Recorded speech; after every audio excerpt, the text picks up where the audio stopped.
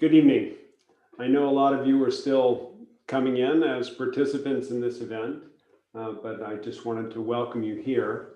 My name is Eric Jones, and I am Professor of European Studies at SAIS, but I'm also co-editor of Government and Opposition, and that second title turns out to be more important for this particular evening.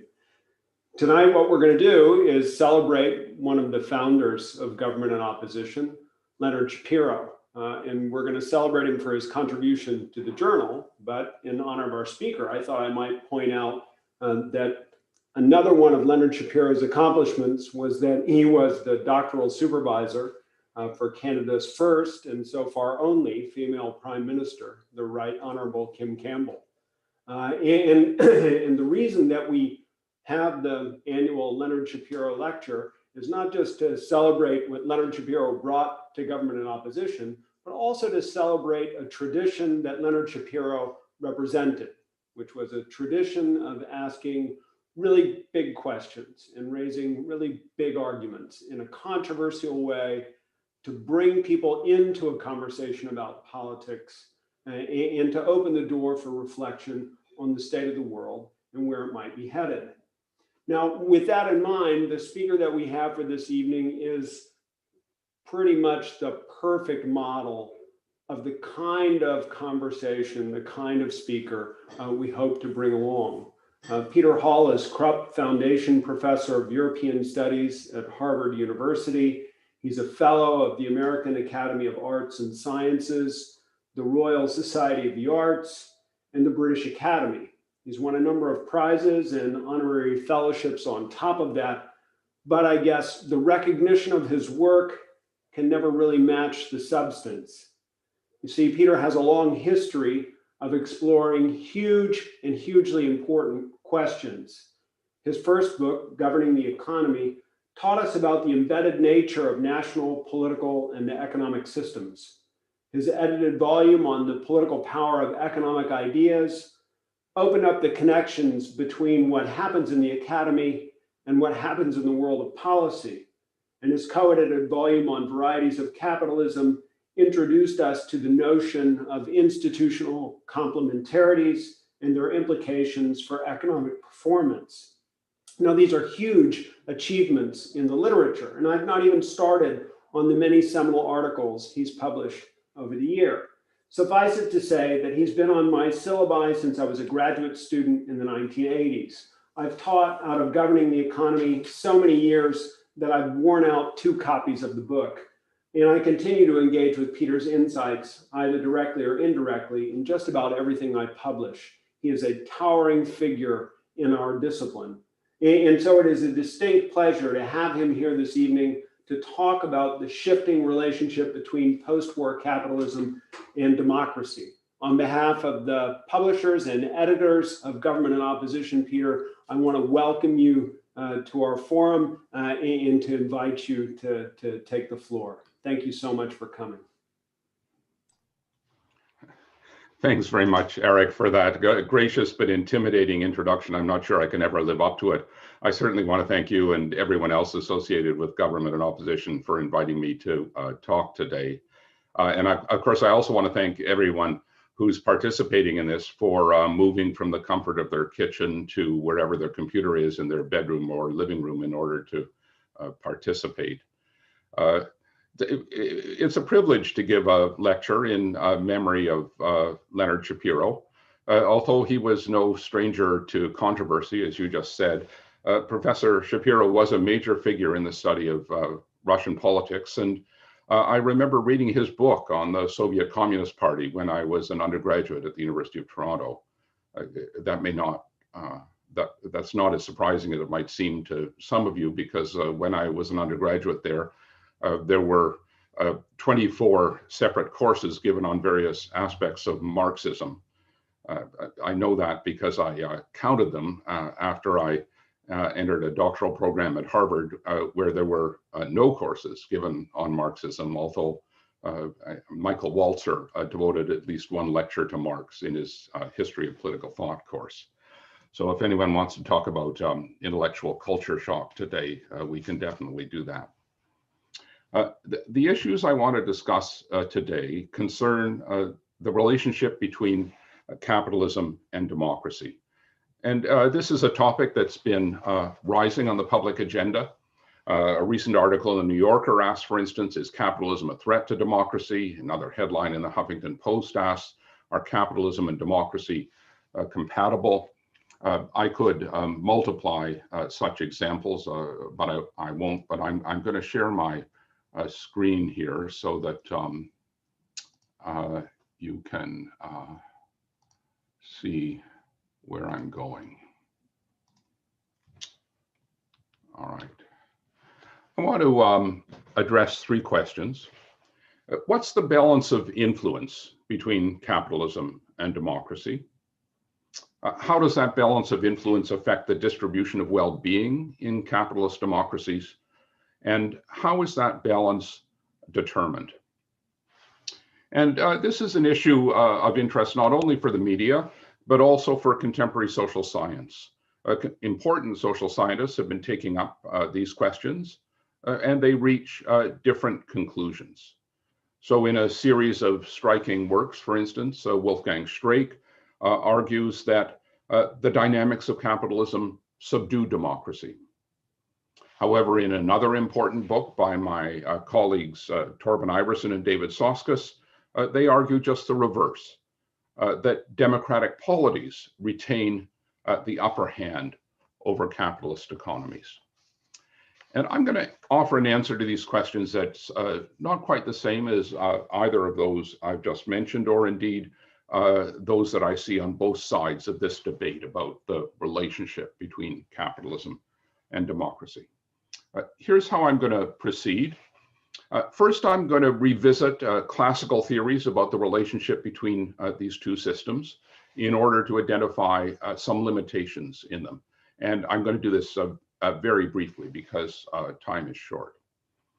Second, I'm going to propose an alternative approach to the problem of how we understand the balance of influence between capitalism and democracy, an approach that turns on the concepts of growth regimes and representation regimes.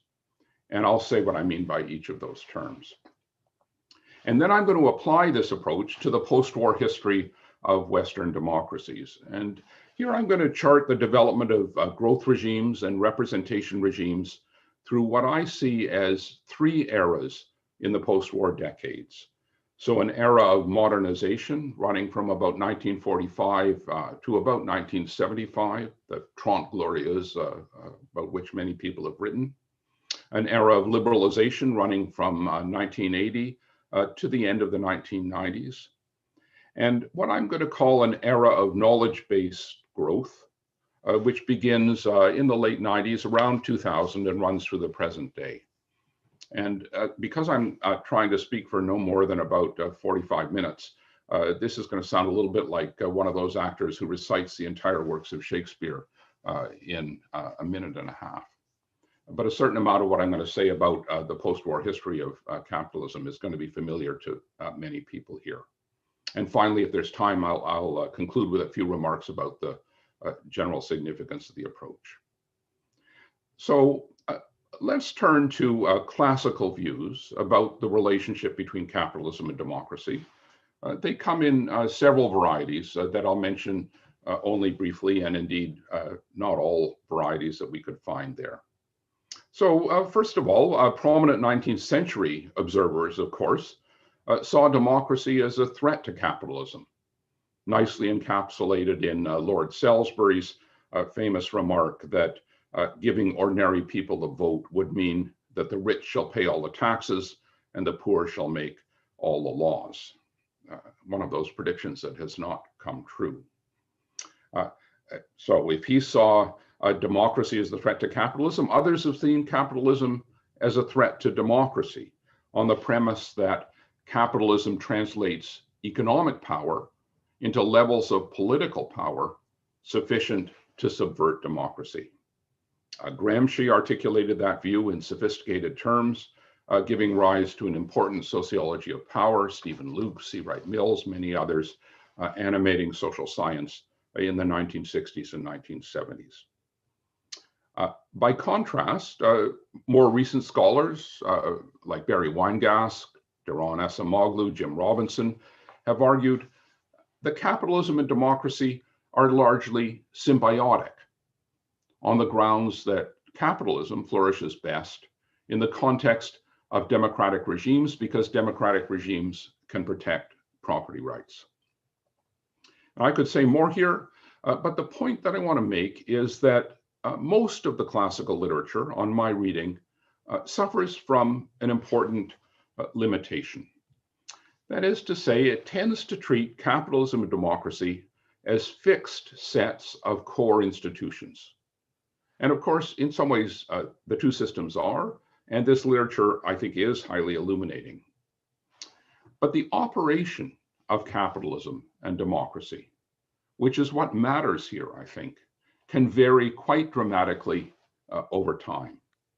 And I want to suggest to you that the operation of both systems, and hence the relationship between them, depends on a range of ancillary conditions that change over time. So the industrial capitalism of the 19th century, for instance, was really very different from the knowledge economy of the 21st century.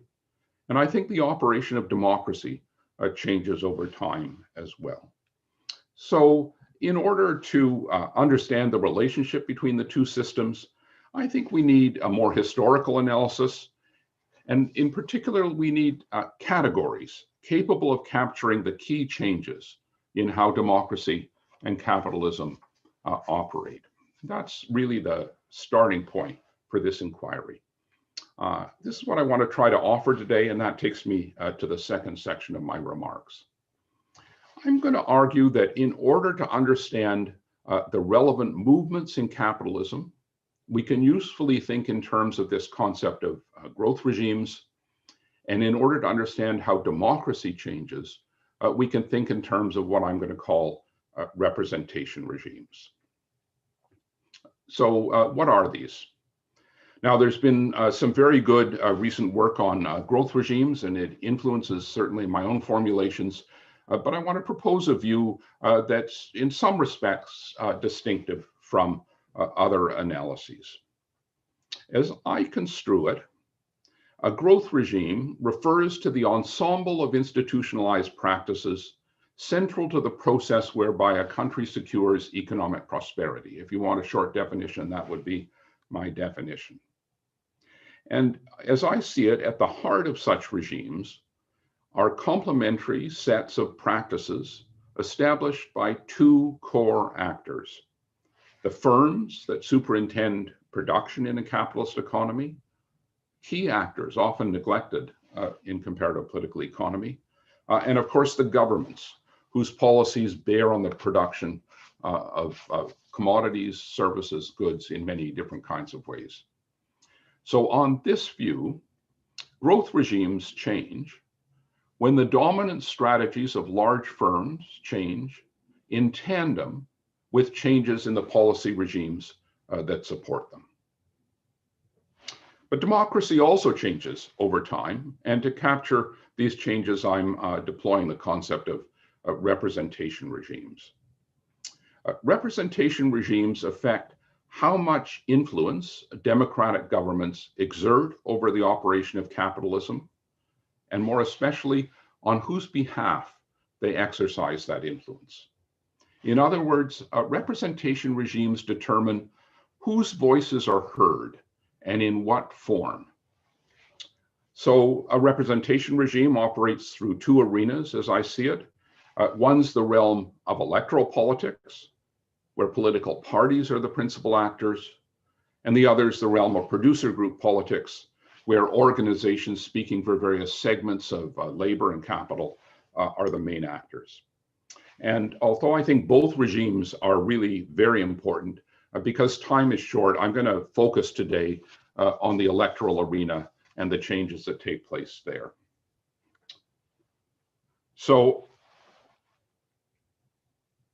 the issues of representation regimes, issues of representation have been the subject of a large and also illuminating literature that I can't review in detail. But on my reading, That literature associates variations in the effectiveness of democratic representation, by and large, with three factors. Cross-national variation in institutional arrangements, electoral rules, the constitutional structure of governments.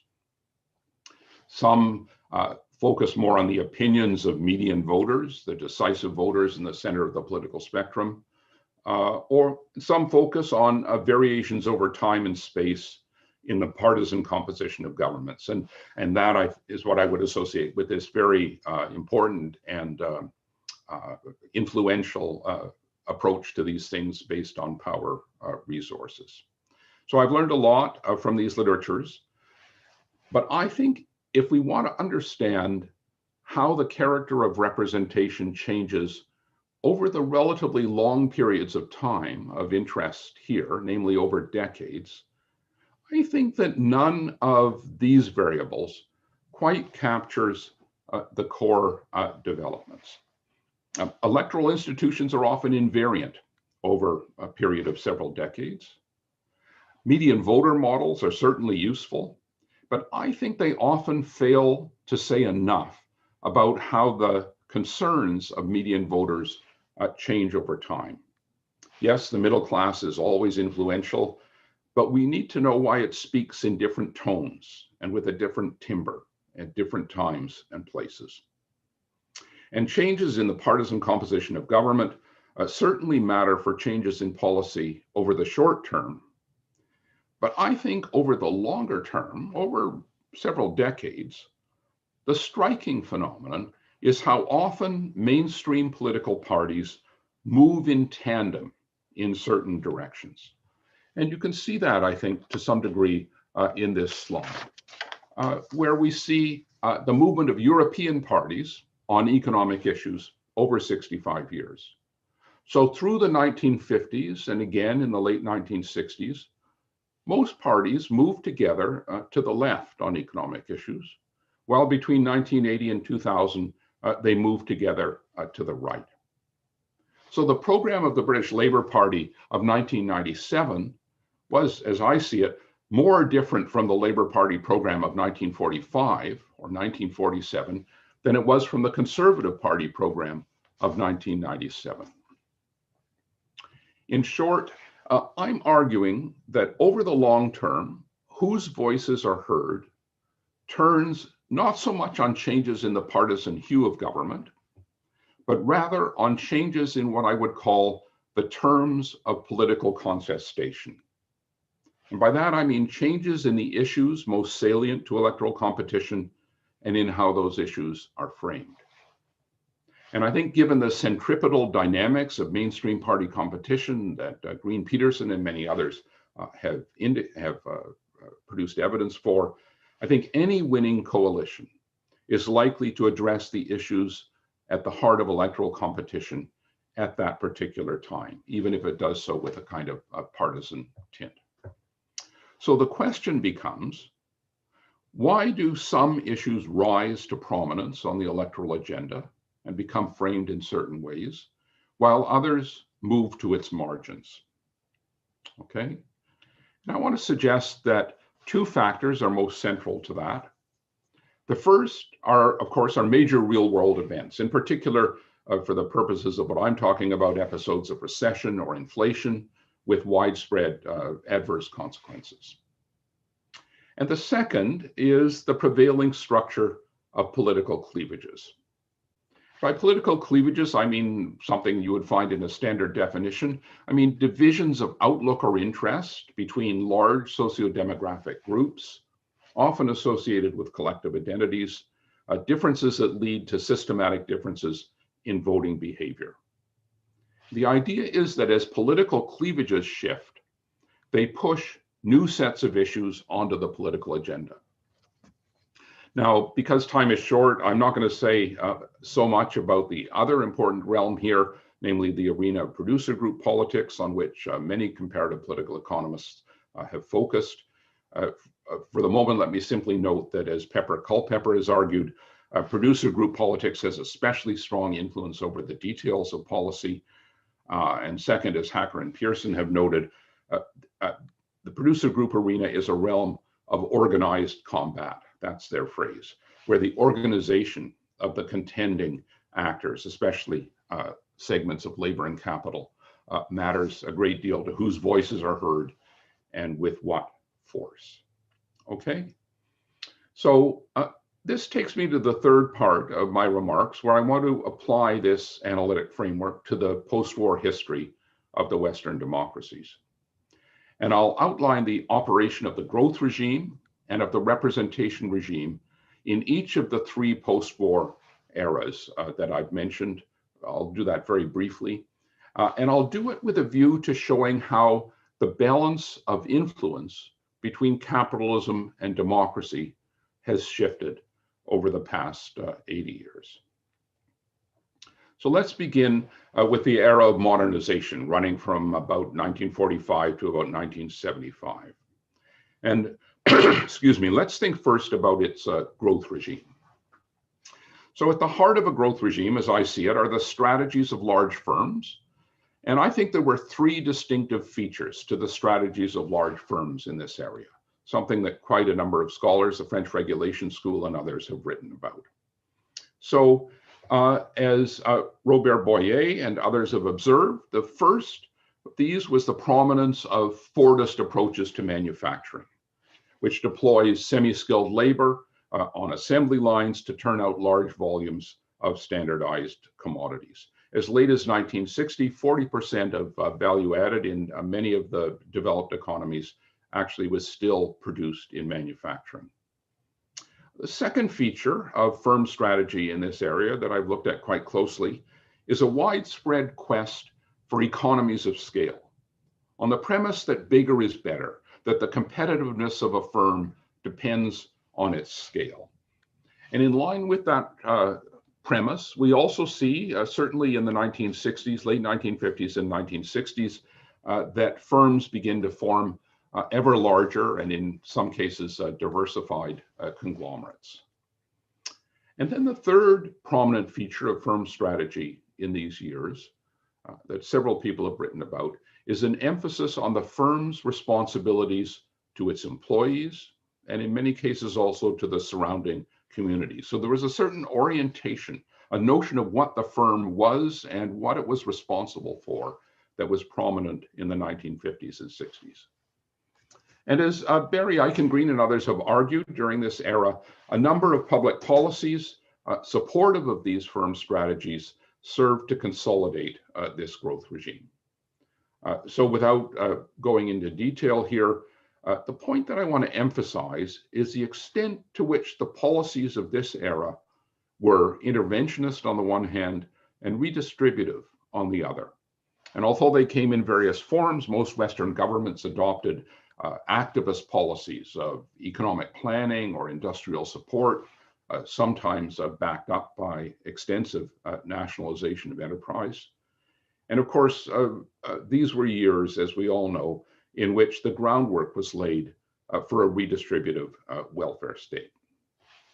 So although high rates of economic growth were also, of course, important to the outcomes in this period, the broad effect of many of these policies was not only to support the growth regime, but also to yield a more egalitarian set of social outcomes on which this famous chart by Piketty and SAIS and many other indicators would suggest.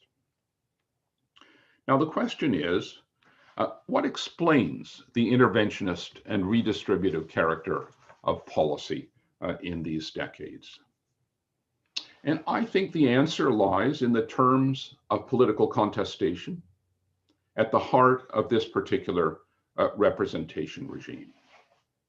So the key feature of that regime was how heavily issues of economic rejuvenation and more particularly economic justice dominated the electoral arena and also contestation in producer group politics, to such an extent that parties of the center right as well as the center left couldn't ignore them.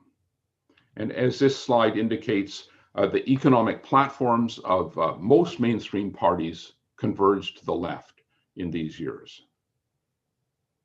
So why did issues of economic justice dominate the terms of contestation in this representation regime? Well, as I've suggested, I think two factors played a crucial role.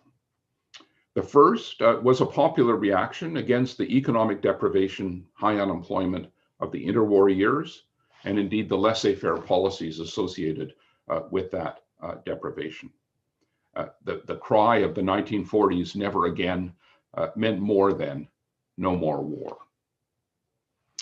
The second factor, conditioning the terms of political contestation in this period, with which I think many people would agree, was the high electoral salience of a class cleavage, broadly defined as a political division, a cleavage separating a blue-collar working class from something like a white-collar middle class. And so the prominence of this cleavage meant that political conflict was often focused on how to improve the economic situation of working people, making that a core issue that mainstream parties could not ignore. So in short, the account I've given, I think, is one many people have written about and many people would agree with. I'm suggesting that the era of modernization was one in which governments made assertive attempts to control the adverse effects of a market economy. And by virtue of that, in this era, we see a situation in which the balance of influence between capitalism and democracy tilts toward democracy. And I think much of that can be ascribed to the prevailing representation regime. Well, beginning in the 1980s, however, the Western political economy shifted to a new growth regime for an era of liberalization, following the economic crises and stagflation of the 1970s, which I don't have time to say more about, but I'm happy to discuss. And I think three changes in the practices of firms were central to the construction of this new growth regime. And of course, I'm generalizing, I'm kind of ignoring national differences for the moment in order to focus on changes over time. So there's some national variation here in all of these eras, to be sure. But I think that broadly speaking, if we look at large firms in much of the Western democracies, we see three changes in the practices of firms in the 1980s and 90s. The first was a reorientation in overall firm strategy away from steady growth toward the provision of value to shareholders. So a shift in the sense of where the responsibilities of the firm lay, no longer so much to employees or the community or stakeholders, as one would say, but rather the responsibilities lay where the responsibilities of the firm were to shareholders and to provide value to shareholders. So firms became much more attentive to share price. The basis of compensation for chief executives was changed to reflect that. More of the profits of a firm were distributed to shareholders, either via dividends or subsequently by share buybacks. And this too is not a too controversial a point. It's very well documented in the literature. And these steps were, I think, broadly speaking, pressed on firms by assertive actors in deregulated financial markets. And they were also rationalized by new managerial ideologies. But second, in keeping with a growing emphasis on shareholder value, in this period, large firms begin to wind down the conglomerates, the diversified conglomerates formed during the 1960s, and they pare back their operations to concentrate on the term that then becomes popular, to concentrate on the core competencies of the firm. And of course, the important thing here is the corollary to this focus on core competencies was downsizing, with a profound impact on unemployment. So the 500 largest American firms laid off a quarter of their workforce between 1980 and 1993. And we see something similar a little bit later, but something similar in Europe.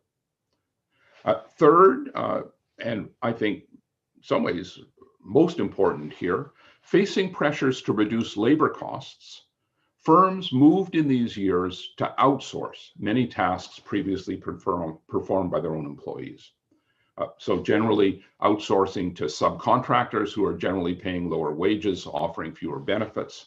And this outsourcing radically alters the conditions of work for millions of Europeans and Americans. So by 1989, 3/4 of American firms are outsourcing tasks once performed in-house. Excuse me. And of course, the other feature of this growth regime was a set of public policies supportive of these changes in firm strategy. So various forms of financial deregulation make it possible for investors to put pressure on firms to deliver shareholder value. That's of course more prominent in the Anglo-American economies, but we see something similar in Europe. The French case is particularly interesting here. Secondly, multiple types of deregulatory initiatives in labor markets and in product markets intensify pressure on firms to rationalize their operations, to focus on core competencies, to downsize. And they also make it easier for firms to shed labor.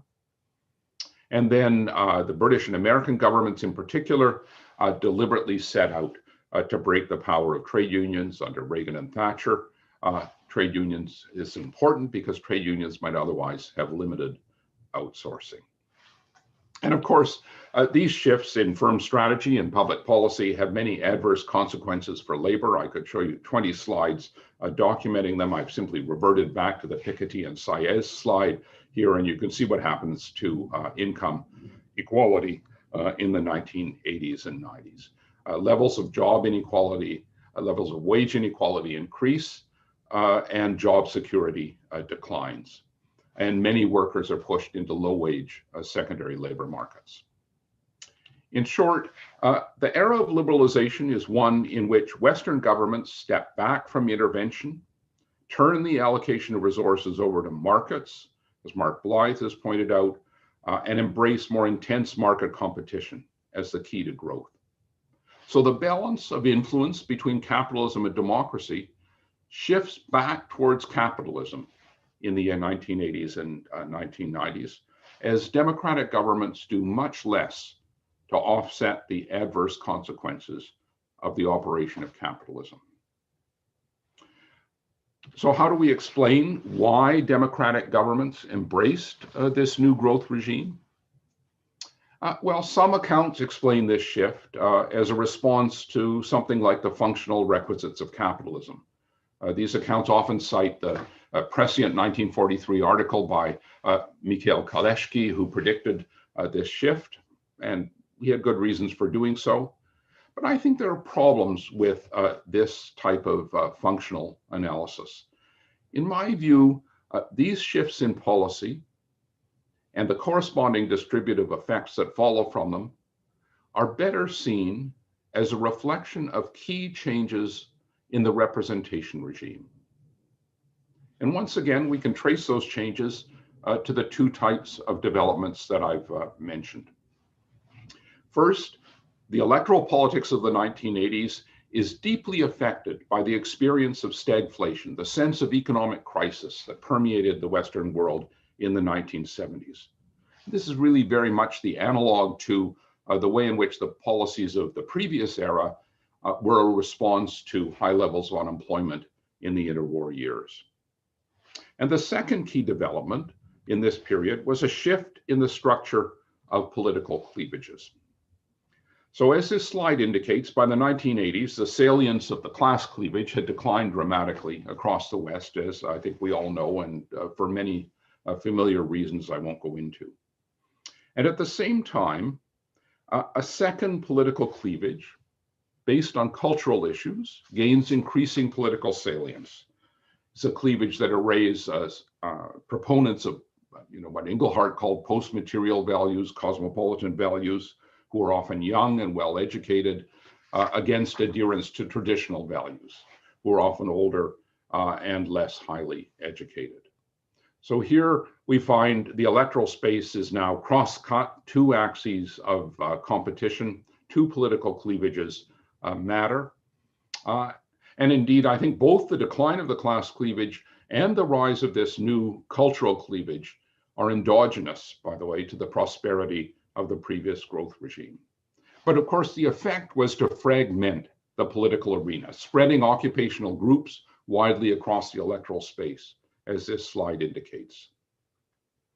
And more important, the terms of electoral contestation changed. So center-left parties begin to acquire increasing support from middle-class voters, largely on cultural appeals. And by the 1990s, as Gingrich and Heusermann show here, European left parties are drawing a majority of their votes from the middle class. So these parties no longer see themselves as, or no longer see advantages, at least, in presenting themselves mainly as parties of working class defense, as many had in the 1950s and early 60s. And these parties face incentives to become more supportive of market-oriented policies because many of their middle-class constituents benefit from those policies. So the platforms of center-left and center-right parties, but especially center-left parties, begin to converge toward the right. Moreover, as the economic platforms of mainstream parties converged, in order to offer something distinctive to voters, parties have to say they're distinctive in some way. Both center-right and center-left parties face incentives to put more emphasis on cultural issues. And as this chart shows, that's what they do. And I think the result was a self-reinforcing dynamic, since these moves increase the electoral salience of cultural issues, and they further erode the political salience of the class cleavage. In sum, the fragmented electoral space of the 1980s and 90s is one in which the terms of electoral contestation change, such that the voice of the working class is no longer as loud as it once had been. And electoral competition no longer revolves around issues of economic justice. Instead, governments of both the center-left and center-right face what we might think of as a permissive electoral environment, one in which they could become more responsive to the pressures they're feeling from business on the one hand, and indeed changing economic ideas on the other, to press for more market-oriented policies. So in effect, this is also a period in which the balance of influence over policy shifts from the electoral arena to the realm of producer group politics. And of course, that's a realm where business interests are always especially influential. And it's also a realm where by the 1980s, because trade unions had become so weak, business was especially influential. Okay. Now, some people think that we're still in the era of liberalization, and I think it's true that obviously many of the policies adopted in that era remain in place. But the terms of my analysis suggest that around the turn of the century, around 2000, the growth regime shifted again toward one that we can associate with what I'm going to call an era of knowledge-based growth. And I take this view because beginning in the late 1990s, we see three changes to firm strategy. Firm strategies are central to my concept of growth regimes. So I see three changes in firm strategies important enough to signal the inception of a new growth regime. The first was the intensive application of new information and communication technology to production and also to sales. And of course, by 2000, firms had been using ICT for 2 decades. But it's really only in the late 1990s that this becomes central to how firms operate. The volume of email, for instance, in the US exceeds the volume of postal mail only in 1995. And it's really, I think, only in the early 2000s that the competitive advantage of many firms comes to depend increasingly on how effectively they deploy the new technology. So capacities to gather and to monetize information become central to the core capacities of many firms, and I could say much more about that. The second key movement in firm strategy in this period is a shift away from investment in physical assets toward investment in intangible assets, assets like investment in patenting, trademarking, marketing, research, corporate reorganization. And of course, this shift in the character of investment is especially evident among platform firms like Uber or Airbnb. These are firms that secure huge revenues without much investment in physical assets. And of course, these are also firms that often make extensive use of contractors rather than employees.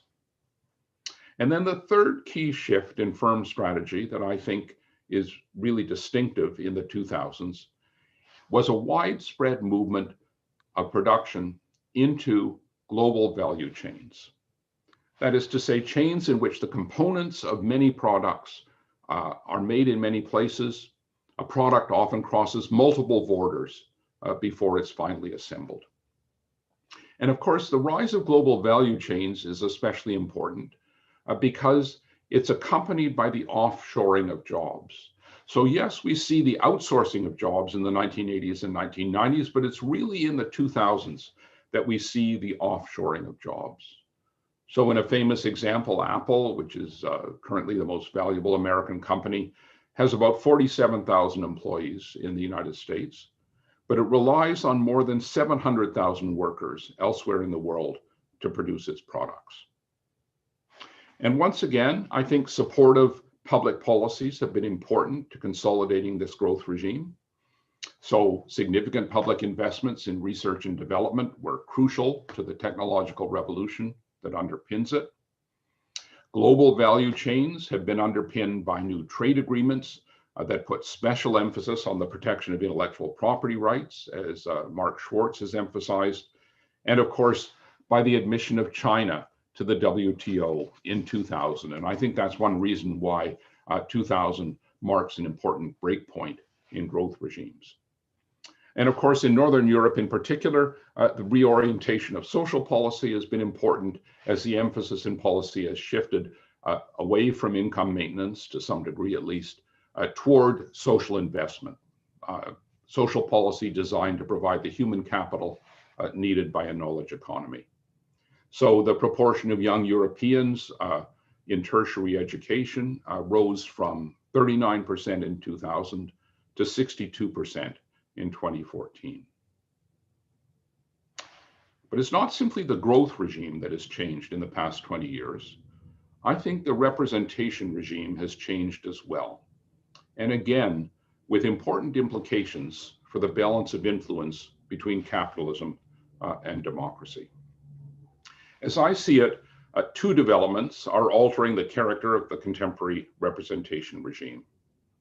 The first is a backlash against the increases in income inequality, and not just that, but employment precarity, as Albenia Asmanova has emphasized during the past 3 decades. In other words, this reaction against rising economic inequality, rising precarity, is the contemporary analog, as I see it, of reactions against the economic deprivation of the interwar years and then the stagflation of the 1970s. And the second important development is the growing political salience of a new cleavage. And of course, in this case, that's a cleavage, as I see it, between people who feel empowered by the cultural and economic developments of this era, and those who feel left behind by those developments. The factor most likely to place people on one side or another of this cleavage, as Celia Heusermann, Hans-Peter Kryse, and others have argued, Gary Marx, Lisbeth Hug, the factor most likely to place people on either side of this cleavage is their level of education, particularly tertiary education, because in this new knowledge economy, tertiary education is the key to a good job. And of course, tertiary education also tends to impart cosmopolitan cultural outlooks. And the most prominent expression of this new cleavage, of course, has been rising support for politicians mounting right populist appeals. Donald Trump, Marine Le Pen, Matteo Salvini, the list could go on. In many European countries, populist right parties or causes command the support of close to 20% of the electorate, and of course, in some places, more than that. And so in the context of this analysis, I think the significance of these two developments, the backlash against rising inequality, the appearance of a new cleavage, the significance of these developments for the representation regime lies in how they are changing the terms of political contestation. So they're pushing issues of immigration up towards the top of the political agenda, and they're putting issues of economic inequality high on that agenda again. And I think as mainstream parties of the center left and center right come to see rising support for the populist right as the principal threat to their own electoral success, those mainstream parties are moving to address these issues. So in some cases, that means mainstream parties have begun to adopt stiffer stances towards immigrants. This is evident on the center left in Denmark. It's evident on the center right in France and Austria and several other countries. But this shift in the terms of political contestation is also beginning, as I see it, to influence the economic agendas of mainstream parties. And I think in terms that may presage important shifts in economic policy. So after decades of moving jurisdiction over the allocation of resources towards markets, away from states, towards markets, growing numbers of parties are beginning to support more assertive state intervention in one form or another. I mean, one manifestation is growing enthusiasm for Green New Deals, typically seen as kind of a cleavage bridging programs that can bring together middle-class proponents of environmental protection with workers seeking jobs. The American Democratic Party, the British Conservative Party, as well as some others, are proposing large new programs to build infrastructure. Again, I think with working class votes in mind. As you know, the members of the European Union have agreed for the first time to issue joint Eurobonds to fund an investment program to revive the post-pandemic economy. But I think that that too is an important watershed. Even the German Christian Democrats are showing a certain new tolerance for deficit spending.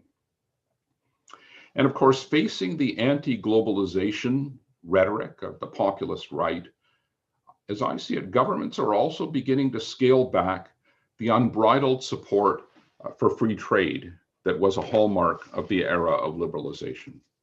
Both European and American governments are expressing new concerns about Chinese predation. Joe Biden just initiated a review of supply chains. I think there may well be action on that front as well. And of course, many of these steps can be seen as reasonable responses to economic developments, and that matters. But governments, democratic governments, operate amidst perpetual ambiguity about what is reasonable. And democratic governments respond in the first instance to electorates.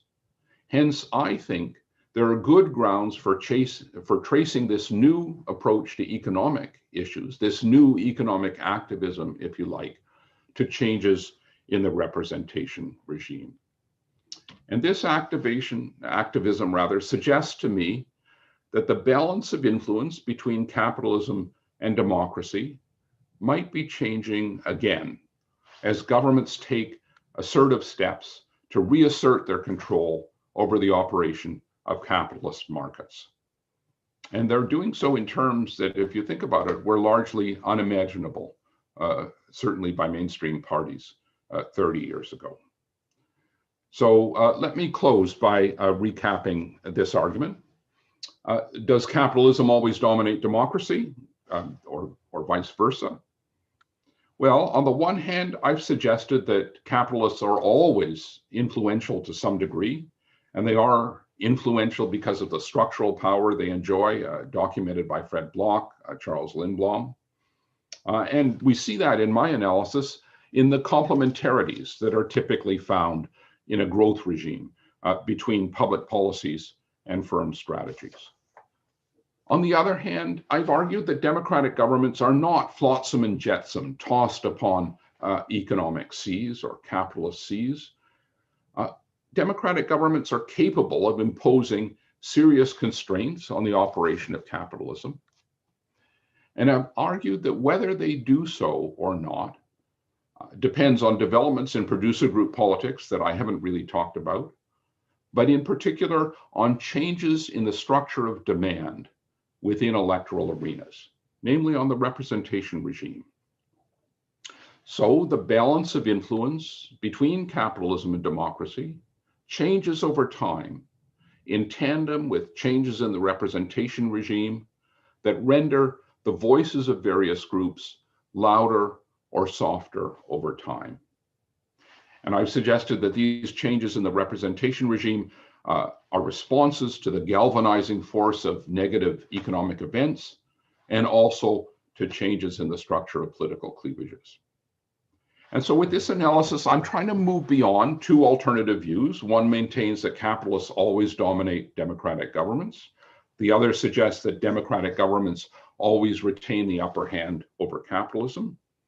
Instead, I see the problem of taming the restless spirit of capitalism as something like a Sisyphean task, one in which the balance of influence between capitalism and democracy moves over time. And I've tried to suggest why and how it might do so. Thanks very much for your attention.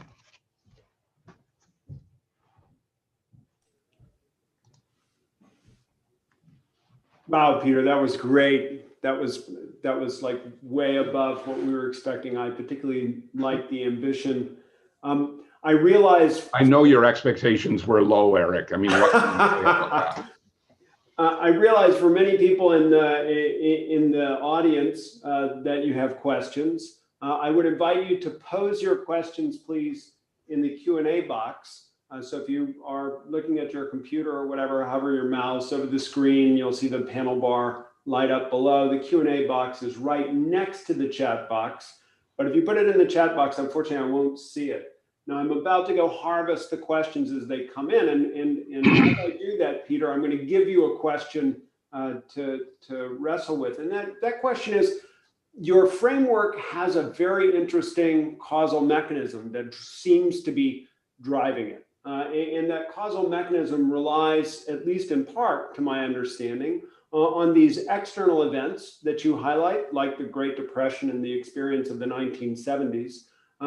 So it's these external events, but it's also these shifting political cleavages. And I wonder, to what extent are those two things actually exogenous to your story? They seem to be things that might be endogenous to your story, being driven along by the evolution. And so I wonder how we can separate out their causal significance, particularly as you reflected on the changing discourse that we have in politics. Yeah, I mean, I think you're exactly right, Eric. This is a story that is riddled with endogeneities, and I could have dwelt even more on them. And, you know, well, this is life, right? I mean, this makes it very difficult to establish empirically the causal lines in my argument. I don't think I'm going to be able to get causal identification here. I have more evidence than I was able to present today. But yes, and I actually think the endogeneities are something particularly interesting here. So the argument that the stagflation, certainly the inflation of the 1970s, was to some extent the result of the prosperity of the 1950s and 60s, high levels of employment, which in turn strengthened trade unions, which in turn moved forward wage push inflation.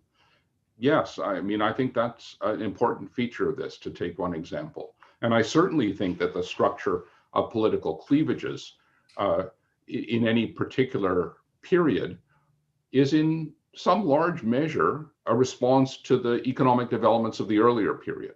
So if I can produce some kind of causal structure here rather than a mishmash of variables, I think the way to do that is in some sense by looking at these shifts over time and looking at how economic developments in one period condition both economic developments and policies, but also political cleavages in the next period. I mean, Peter, maybe I can take advantage of the first two questions that we have in the Q&A to rephrase my question slightly. I guess it's, why do some big external events matter more than others, right? Why highlight the Great Depression in the 1970s, but not the global financial crisis that we experienced in 08 to 10 in the United States and much longer in Europe? Or I guess, as Allison is asking in the Q&A, should we expect, because this pandemic is a major event, that there's going to be a big change that follows from this? Well, I think the answer to that has to turn on the extent to which ordinary people feel they can blame governments for adverse economic events, right? So in some ways, I'm skeptical that the pandemic, for instance, will produce some kind of sea change of the sort I'm talking about. Partly because I think it's going to be seen, rightly or wrongly, as to some degree a natural event. And why highlight some events, adverse economic events, than others? Again, I think the issue is, do they have major effects on the terms of electoral contestation? And, interestingly enough, there's a lot of interesting analysis about the global financial crisis of 2008, 2009 that you've written about, and many people have emphasized.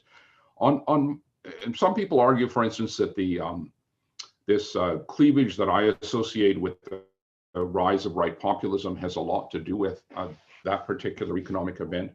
But on my reading of the slow growth, timing of growth of support for right populist parties, for instance, I think that event probably had less effect on the variables that matter to my analysis than we otherwise might have expected. Let me see if I can touch on that cleavage thing, because I want to bring in a question that Rob Lieberman is asking. And Rob's question is really about race in the United States, so very particular case. And the question has to do with the fact that the race cleavage has existed for a long, long time. So to what extent does that cleavage actually factor into your analysis, or is that something that we should bracket for American uniqueness? It doesn't surprise me that Rob Lieberman asked that question. It's a typically astute question. And it requires probably a longer answer that and maybe a more a deeper one than I've considered. The American case, I don't like to think of the American case as exceptional. I'm a comparativist, and I like to somehow build it into the analysis, and I am trying to build it into this analysis. But it must be said that the peak of the political salience of the class cleavage in the US was in the 1930s, in the Roosevelt era. So the developments that I'm talking about operate with a kind of time lag in the US case. And fortunately, as my analysis would suggest, they're not as intense. The class cleavage isn't as intense in the US in the 1950s and 60s. And therefore, American policy is not as interventionist or assertive as I'm suggesting a strong class cleavage might promote. And of course, the racial cleavage factors into that. I mean, I think that I'm not sure whether we could say it cross-cuts the class cleavage, but it's certainly an alternative cleavage that is of enormous importance for American politics. And I think the best thing I can say, to be brief about this, is I should think more about just how that inflects the American story. Maybe Rob can email me. I'd be interested in what his answer to that question would be. There's another aspect that Malala Vahudova has brought up, and I'm going to torture her question to make it compare with mine. And the way I'm going to torture it is to say this. She brings up a really interesting story about how right-wing populists have built a discourse, a political discourse that pivots on or hangs on the immiseration of the working class, but they're actually telling a story that's very instrumental to them, and they're dragging the rest of us along with it. And I guess the question that I would ask out of Malata's very interesting comment in this is to what extent are we being too optimistic? If these guys are able to manipulate the political discourse in this way, doesn't that pull the whole balance between capitalism and democracy in an orthogonal direction, away from the kind of pivot that you describe in your narrative? Yeah, I hope I can understand the question properly. So I don't think that, and this may be at the heart of what Malata is asking, or at least commenting on. So I'm not suggesting that this new cleavage, which some call an integration cleavage, I'm not quite sure what to call it myself. I don't think it's the contemporary equivalent of the class cleavage. Partly for the reasons that you just alluded to, and that presumably Malata is also referencing, right? This is, we know that right populist appeals are based very heavily on cultural issues. We know that anti-immigration is central to the appeals of most of those parties. There's a way in which, yes, it transmogrifies the representations of the interest of the working class, if you want to call it that, to be sure. And partly for that reason, I don't think that it's exactly a class cleavage. I think there's another reason why I don't think it's a class cleavage, just because people at the bottom of the social ladder tend not to vote for those parties. It's usually people a few rungs up the social ladder that are more likely to be supportive of populist right politicians. And so this is not a class cleavage. Do politicians manipulate the ideas of the electorate? Absolutely they do. That's the name of the game, or they try to, right? They don't always succeed. Electoral politics is a very creative process, but just as you're sculpting Michelangelo, some angel in marble, well, so you have to have some raw material to work with. And I think that these economic developments, these social and economic developments, have a big impact on what kind of raw material you have to work with. I hope that gets at the heart of your question. My implicit reference to Disraeli in 1867 should also be evident. I have a couple of requests for clarification.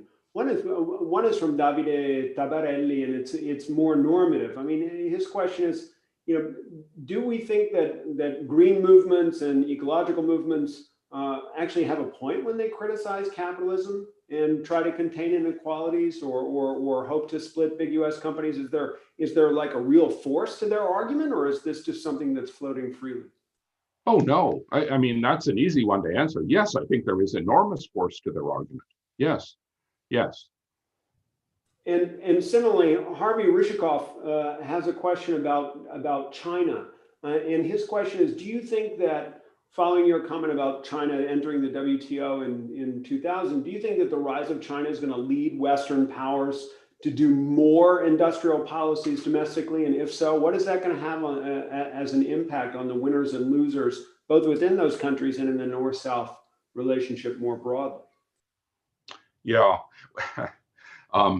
Yogi Berra and Niels Bohr both apparently famously said predictions are hard to make, especially about the future. And I certainly feel that way here. So I don't know. The short answer is I don't know. But my inclinations are, and the thrust of what I've been suggesting today are yes. I mean, I think that Western democracies increasingly see China as an economic threat. And I think they are moving already and will continue to move to respond to that. Now, the thing that complicates this, though, from the point of view of my analysis, is that democratic governments may well see China as a threat, but a lot of capitalist firms see China as an opportunity, right? So I think we're going to see an intense contest, if you like, a debate, and more than a debate, between policymakers who want in one way or another to rein in imports from China in this country, for instance, and firms who want to ensure that China, the world's largest market, remains totally open and available to them.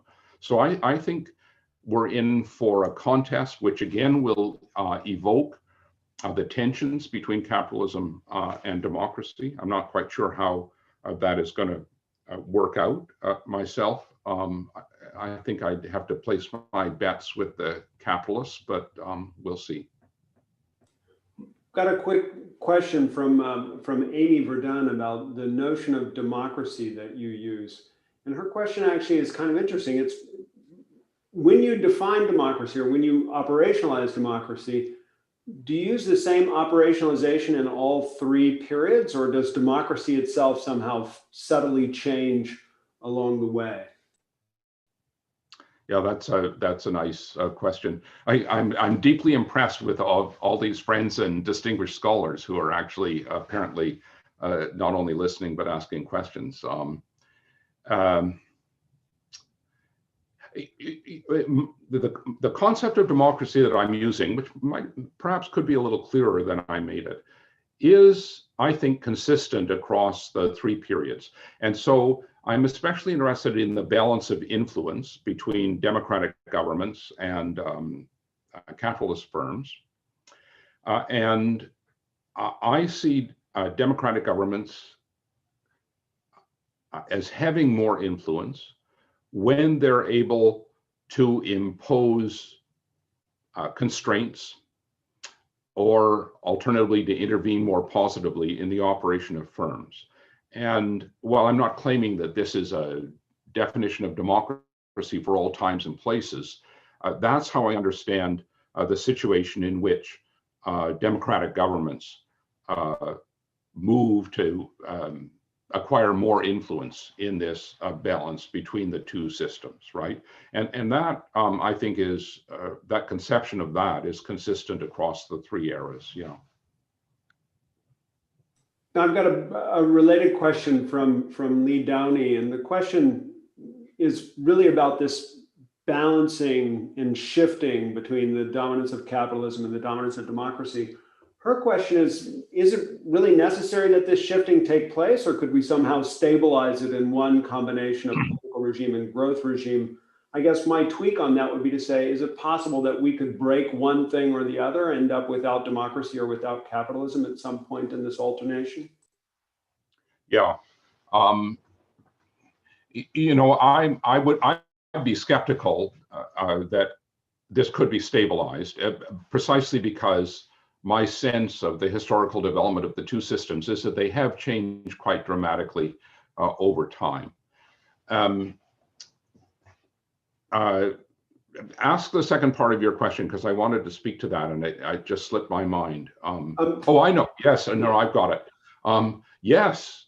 Well, my own view is that, which is different than that of some people, is that capitalism is robust. I mean, it's changing, it's sinuous. Bill Sewell has written some interesting things about how sinuous capitalism is over time, how it changes over time. The fragile side of this equation is democracy. I mean, I think we see that for sure. And so, yes. Now, the fragility of democracy, it seems to me, doesn't turn entirely on the influence of capitalism. I mean, I think, for instance, Iverson and Soskis are right when they suggest, and so are Acemoglu and Robinson, right, to suggest there is a certain symbiosis between the two. There's a way in which the disciplining force of democratic governments can be very useful for capitalism. And, Wolfgang Streeck made that point many years ago with this fabulous essay on beneficial constraints. So, so there's a way in which the two sides need each other, even if, as I see it, there's a swing of the pendulum in terms of the balance of influence. I have two very tightly linked questions from Timothy Weaver and Marius Gincha, and they're all about the role of ideas. Timothy's question is, where do ideas fit into your argument? I mean, do they shape firm interests, or do they operate outside of those and reflect those interests in some way? And Marius's question is what about the human agency behind the ideas, right? I mean, you talk a bit about what's going on in the 70s and 80s, but would that have happened if people like Friedrich Hayek or Milton Friedman had not existed? So aren't those human agents important in some way in your narrative? Well, I think if Friedrich Hayek hadn't existed, we would have had to invent him. But those are very good questions, because ideas do matter here. I'm trying to write a book about these things, which I'm sort of struggling to formulate, as perhaps you can see.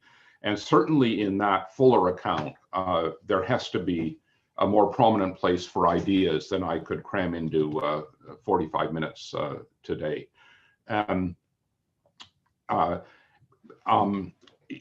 What's the short way to put that? So economic theories are in some sense enabling. I don't think they're strictly determining, because I think at any one point in time, there's more than one theory that has a certain amount of currency among economic experts. And so a good deal depends on whether the political figures responding to electoral pressures see one set of ideas as more politically appealing than another. So for instance, the neoliberal ideas, which come out of rational expectations economics and monetarist economics that became important in the 1980s, were in many ways appealing to politicians because, as compared to previous Keynesian ideas, which had ascribed responsibility for levels of unemployment to the government and its economic management, those rational expectations ideas ascribed levels of unemployment to the structure of labor markets, right? And in many ways, in a period when unemployment was high and often rising in Europe in particular, those ideas had a certain kind of political appeal. So yes, I think ideas are important here. They're enabling. They also have a certain impact in the electoral arena, where my thinking about this is in terms of this concept of what I call an economic gestalt. So the era of modernization, there's a gestalt of the mixed economy, which is seen as legitimate.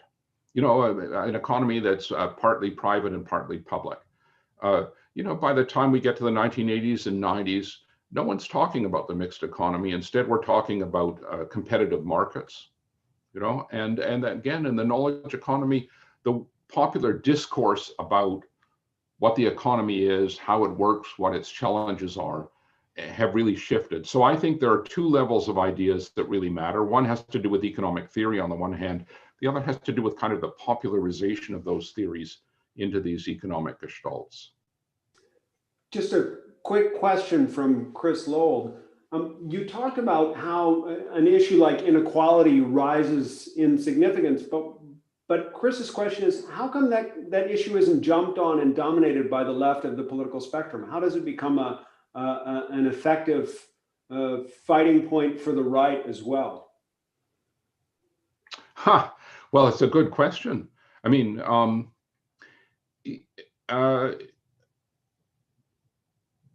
it of course is. I mean, if we're talking about the contemporary period, which I assume we are, well, it is of course an issue that is brought up by the left, right? And we do see people deserting mainstream center-left, center-right parties for both sides of the political spectrum, for radical left parties as well as radical right parties, for instance, and for green parties, right? I mean, that is, I think, a key component of this new cleavage. So the question has to be, well, why is the radical right making more headway in many places than the radical left? And that is a complex question on which there's a large literature. I've contributed tiny bits to it. And I guess I think it's partly because of the prominent, to go back to the argument I made today, partly turns on the prominence of cultural issues in electoral competition today. You saw that slide I showed in which, we count up the extent to which party platforms reference cultural issues as opposed to economic issues. And although economic issues are still referenced at a fairly high level, cultural issues have caught up if we look at European parties, for instance. Well, I think that the radical right, the populist right, has a cultural story to tell, a story of cultural threat that in some ways resonates particularly effectively today. And it'd be a longer story to talk about why that is, but I hope that speaks to the question to some degree. Absolutely. I've got a question that I've actually had posed by two different people in the audience. One is Thomas Strides and the other is Mark. You've frozen on me, Eric. Oh no. Am I back yet? You froze. Yeah, you're back. Okay. I have a question that's been posed both by Thomas Strides and by Mark Koplovich. And the question is really, given the alternations that you have between capitalism and democracy and the way that progression has taken place over the last three periods, what does this mean for international cooperation, right? I mean, the extent to which these stresses and strains might force countries to misalign in an international way. Well, that's exactly the kind of question that Mark Koplovich should write an article about. And I'm sure it would be far better than anything that I could say in response to it. I mean, I will connect this to an earlier question and reference the work of Cornelia Wohl, which I think is quite pertinent here. This was a question about ideas. And I think Cornelia has shown that in many contexts, and particularly the context of international negotiations, firms don't necessarily come to those negotiations with an absolutely clear sense of their own interests and simply try to get those interests. Rather, their interpretation of their own interests is influenced by the character of the negotiations and by the positions that states take in them. And I think, we're going to see a dynamic of that sort, going back to Harvey Rishikov's question, with regard to this very pressing issue of how are the Western democracies going to deal with China. They have to decide, well, what's in our, governments have to decide what's in our national interest. Firms are certainly trying to figure out what's in the interest of our firm. And we're going to see, I think, a mammoth set of political conflicts, some behind the scenes, some out in public, about precisely how to resolve those issues. I mean, that probably doesn't answer the question you just asked, but it speaks vaguely to it. It gestures vaguely towards it. Matthias Mateus has asked a question that I know we're all going to get asked when we try to present your argument in the classroom, Peter. And that is, when you talk about growth regimes, how do those growth regimes connect to the varieties of capitalism that our students keep interrogating us about? Yeah.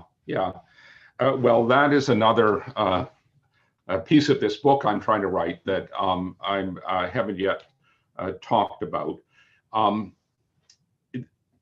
So in what I said today, I'm trying to emphasize similar changes across nations over time. And I think that that's viable. In other words, I think the developments I've described do have a transnational character. But there's no question that in individual countries, we find somewhat different growth models that a number of people are writing about in really interesting ways. And out of those, some of them connecting to varieties of capitalism, I think what we ultimately see as with this movement over time is what you might call national trajectories, or at least distinctive trajectories across different types of capitalism. So I'm not giving up on the varieties of capitalism formulations. I think they remain important here, but I haven't yet worked out exactly how best to understand or explain the development of these national trajectories, right? And I anticipate that the existing literature, both on varieties of capitalism and on types of welfare states, going to Esping Anderson and others, is going to play a role in how we should understand those trajectories. But I'm not there yet. So Helen Thompson has a similar question. She's looking at the different growth regimes that you talked about. And I guess her question is, what if we move to a very different growth regime altogether, like a green growth regime, a green industrial strategy? If we were to do that, could we really explain that by the changes in the representation regime, or would that be requiring a lot more causal mechanisms to come in and help us to understand why we're transforming the way we do so much of our economy in order to protect the environment? Yeah, no, that's a great question. You see what the my simple-minded answer would be. There are really two parts to my answer. So when we're talking about a shift in firm strategy, plus a shift in public policy, tantamount to the creation of a new growth regime, I think we need to recognize what I wasn't able to elaborate on today, which is that those movements are to some extent responses to economic developments. So, firms respond to markets, governments respond to electoral markets, but they also respond to firms. So economic developments have a role to play in this. But the other half of it that I did talk about today is, I would say that if we see a movement towards a new growth regime built around, let's say, sustainability, Green New Deals and the like, and if it is, so transformative that it merits being described as a new growth regime, well, that movement is only going to take place in the context of changes in the terms of electoral contestation of the sort that I'm talking about. And indeed, I see the growing support for green parties in Europe, and the way in which, if right populist parties anchor this cleavage at one end, green parties anchor it at another end, in both demographic as well as political platform terms, then yes, I think that shifts in the representation regime are a prerequisite for the development of a new growth regime. But they're not the only thing that matters, is what I'm saying.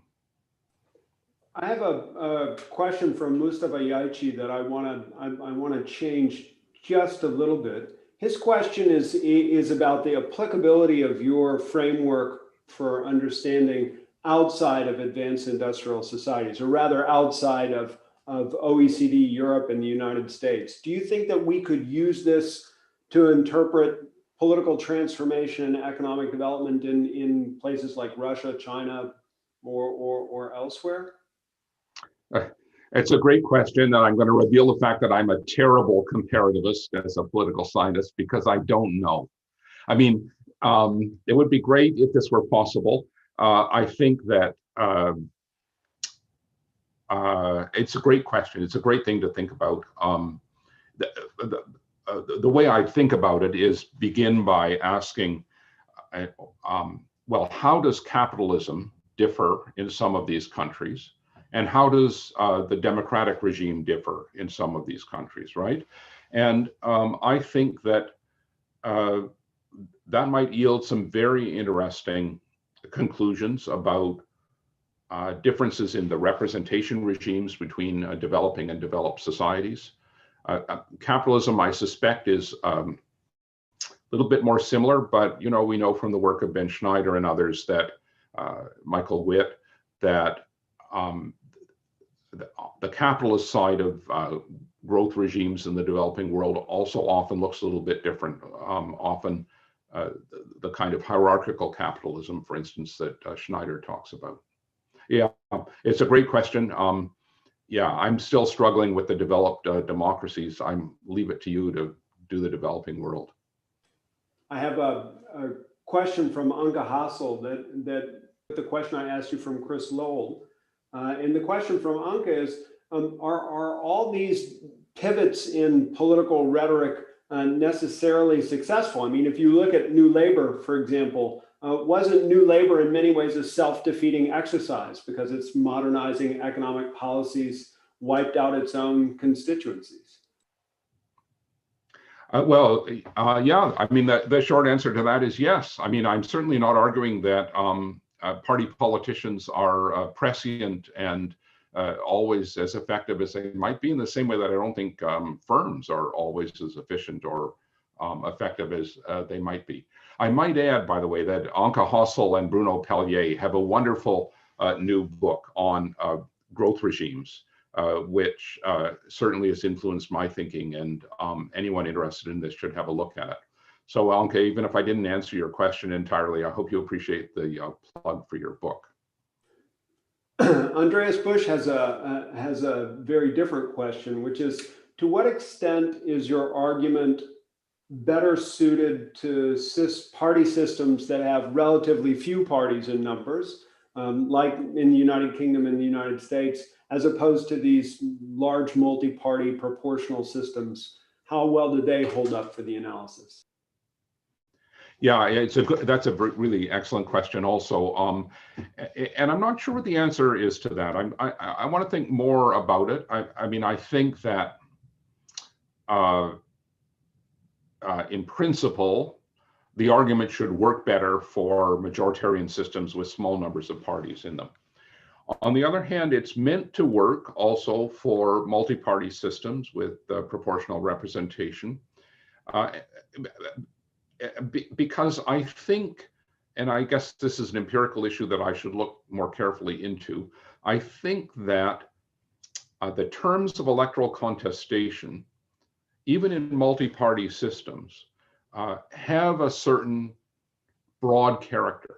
I mean, what might make those systems a little bit different, justifies my earlier comment, is, well, you know, if you're the Netherlands and you've got 16 parties and most of them are getting 5% of the vote and none of them's getting more than 15% of the vote, then aren't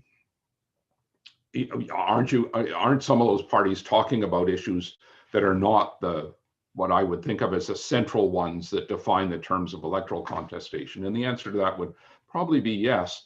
But I think Green Peterson and others have some very nice work showing that parties tend to debate a common set of issues, and so the electoral agenda shifts over time. But that's a great issue. I'll think more about that one. I have a final question, Peter, and then I'm going to have to bring this to a close, unfortunately. It comes from Thomas Rave, and his question is: your argument looks at economic performance or growth models in democratic practice, but what about democratic institutions? They seem to evolve much more slowly than democratic practice does. Do you think that there's a danger that democratic institutions are not keeping up with the pace of change in economic institutions or democratic practice? It is a good question. And of course, it's precisely for that reason, because democratic institutions do tend to change. They tend to be invariant over relatively long periods of time. It's precisely for that reason that I focus more on democratic practices, as you said, Eric. Is there a danger they're not keeping up? Yeah. Sure. I'm just trying to think of examples where I see that as particularly problematic. I mean, I think that, you know, the world of communication has changed. The world of social media is shifting the character of electoral politics to some degree. In terms, I might add, that also challenge my own analysis, because, you know, if everybody's in their own little social media bubble, can we talk about a common set of terms of electoral contestation? I mean, I think so far we can, but I think that as social media makes new modes of mobilization possible, and as political parties themselves change over time, we should be thinking about whether democratic institutions are keeping up. Yeah. Well, Peter, I can't thank you enough. And on behalf not only of all of us at SAIS, but also Laura Cram, my co-editor, Veronica Engel, and Adrian Favero, our editorial fellows, and everybody at Government and Opposition. We're so delighted that you could give this lecture, and we're so grateful for your taking your time to be with us. Thank you so much. I'm grateful for all these great people who came and posed such challenging questions. Thank you very much. And we want to remind everyone, Peter has written this as a paper, and we're going to publish this in Government and Opposition pretty much as soon as he gives it to us and we put it through our refereeing and editorial process. We'll make sure to get you some good comments back, Peter, but I think this work is pretty well cooked. It's doing well. Okay, thank you. Bye, Peter. Bye, everyone. Thanks, everyone.